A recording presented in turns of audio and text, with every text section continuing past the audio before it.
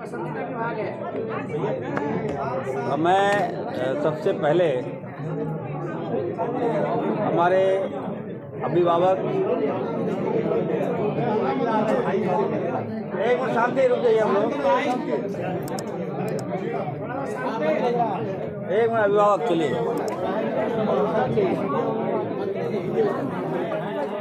शांति है, शांत रहिए, 2 मिनट प्लीज। ठीक,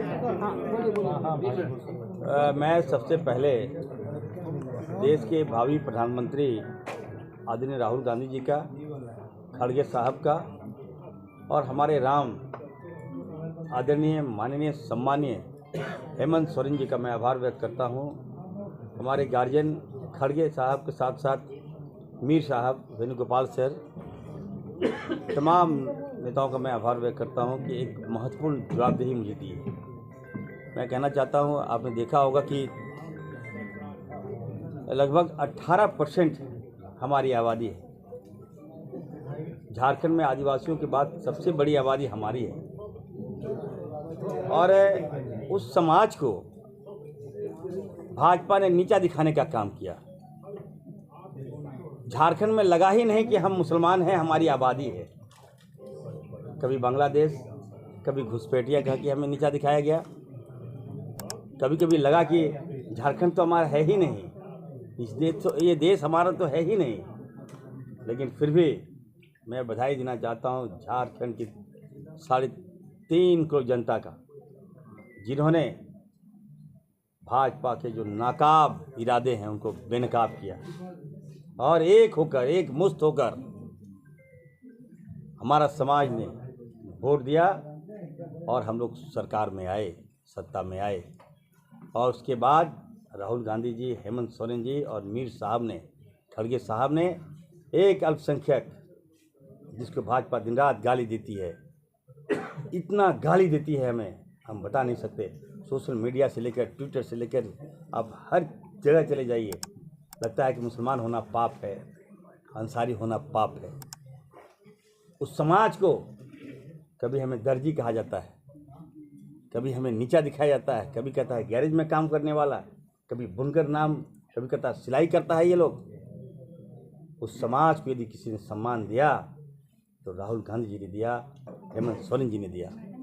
निश्चित तौर पर मैं कहूँगा कि अपने आवाम को कहूँगा, पूरे झारखंड वासियों को कहूँगा कि मैं एक डॉक्टर हूँ, MBBS डॉक्टर हूँ।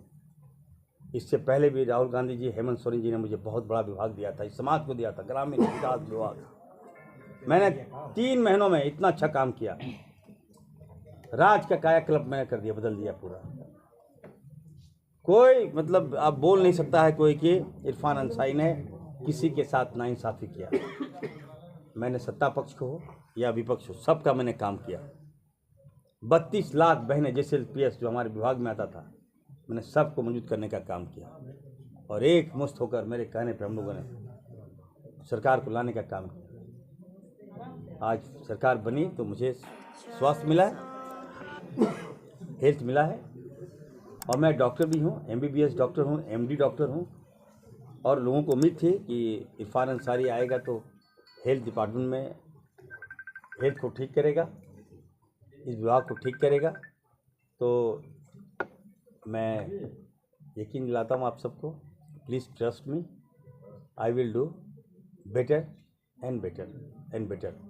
विभाग को जिस तरह से स्वास्थ्य विभाग को एक आवश्यकता है, 24 सालों में 18 साल भाजपा ने राज्य किया, लेकिन कभी भी हेल्थ पर इनका मोटिव नहीं रहा,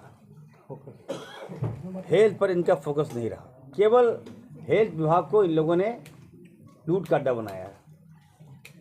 अब बताइए, जिसका हेल्थ ठीक होगा वो सब उसका ठीक होगा।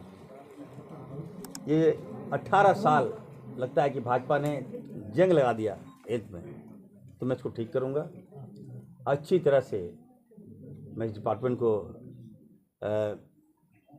मैसेज दूंगा राज्य में कि यहाँ पर भी अच्छा हेल्थ हो सकता है, अच्छा स्वास्थ्य हो सकता है।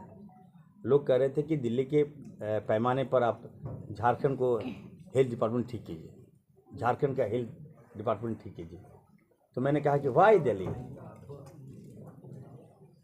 आई am here, Irfan Ansari is here, और एक डॉक्टर होने के नाते मैं तो फील कर सकता हूँ ना मेडिकल डिपार्टमेंट को कैसे ठीक किया जाए।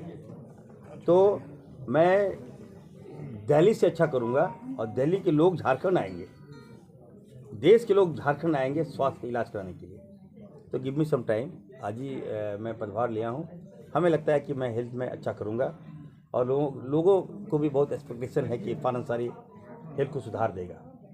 मंत्री जी, टेबल पे आपने संविधान की किताब रखी है, क्या मैसेज देना चाहते हैं? देखिए, मैं संविधान की किताब इसलिए रखा हूँ कि हमारा संविधान खतरे में है। आज अगर बाबा भीमराव अंबेडकर साहब नहीं होते तो इरफान अंसारी आज इस कुर्सी पे नहीं होता, इरफान अंसारी हेल्थ मंत्री नहीं होता। भाजपा ने जिस तरह से हमें नीचा दिखाया, संविधान को बदलने की बात कर रहा था भाजपा, मैं थैंक्स दूंगा राहुल गांधी जी को, जिसने देश के लोगों को आंखें खोल दिया और बताया कि संविधान तुम्हारे साथ है, तुमको घबराना नहीं है, कोई तुम्हारा बाल बांका नहीं कर सकता है। आज अगर संविधान है तभी इरफान अंसारी इस कुर्सी पर है, तो निश्चित तौर पर मैं संविधान की किताब साथ में रखता हूँ। ये कितने दिन में ठीक कीजिएगा? कोई समय सीमा आप रखे हैं क्या? 18 साल, देखिए 18 साल तो भाजपा ठीक नहीं कर पाई। 5 साल आपके पिछले मंत्री, अब मंत्री जी ने अच्छा काम किया है, बन्ना गुप्ता जी ने काफ़ी अच्छा काम किया है, मैं नो डाउट। तो उनके अधूरे सपने को मैं पूरा करूँगा, डोंट वरी फॉर दैट। अगर कहीं कोई त्रुटियां हैं तो उसको सुधारूंगा। और मैं, आपने देखा होगा कि मैंने सभी हॉस्पिटल को आज मैं निर्देश देने जा रहा हूँ। पहले मुझे पदभार ग्रहण करने दीजिए। मैं जितने भी प्राइवेट हॉस्पिटल हैं, मैं उनके जो ऑनर है उनको बुलाऊंगा और मैं मीट करूंगा। मैं कहूँगा कि प्राइवेट हॉस्पिटल जो है वहाँ पे थोड़ा बार्गेनिंग होता है। ये health sector not a business. Health sector इसका मतलब होता है कि आप सर्विस सेवा दे रहे हैं आप, तो कोई बिजनेस बनाएगा तो इसको मैं कतई बर्दाश्त नहीं करूँगा। और झारखंड के जितने भी सरकारी हॉस्पिटल हैं, मैं कहना चाहता हूँ, ये मेरा मोटिव है, ये मेरा मोटो है, और मैं सरकारी हॉस्पिटल को इतना अच्छा करूँगा कि लोग प्राइवेट हॉस्पिटल में जाना भूल जाए।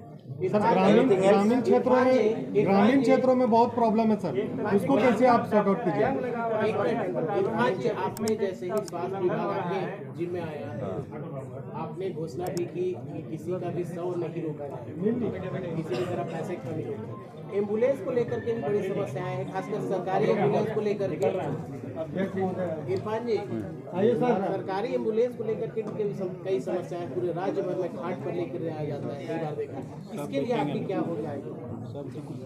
अरे देखिए, कोई घटना घट गई अचानक, अब आप बताइए, मैं डॉक्टर हूँ, इसका मतलब ये थोड़ी ना कि पूरा सिस्टम एक मिनट सुधर जाएगा। कोई घटना घट गई अचानक, तो उसको हम लोग फर्स्ट रिलीफ कैसे देंगे? तो आप थोड़े एम्बुलेंस का वेट कीजिएगा वहाँ कि एम्बुलेंस आ जाए, तो बाइक एम्बुलेंस आ जाए। पब्लिक आता है तो पब्लिक भी डर जाता है कि बॉडी उठाएंगे नहीं उठाएं, कहीं उठाएंगे तो थाना केस कर देगा। तो बहुत सारी बातें, मैं तो रिसर्च कर रहा हूँ ना, तो मैं ये कहूँगा कि 100% मैं I am giving my best effort, मैं दूंगा। थोड़ा समय दीजिए, 5 साल है, उसके बाद हिसाब लीजिएगा 5 साल के बाद। चलिए।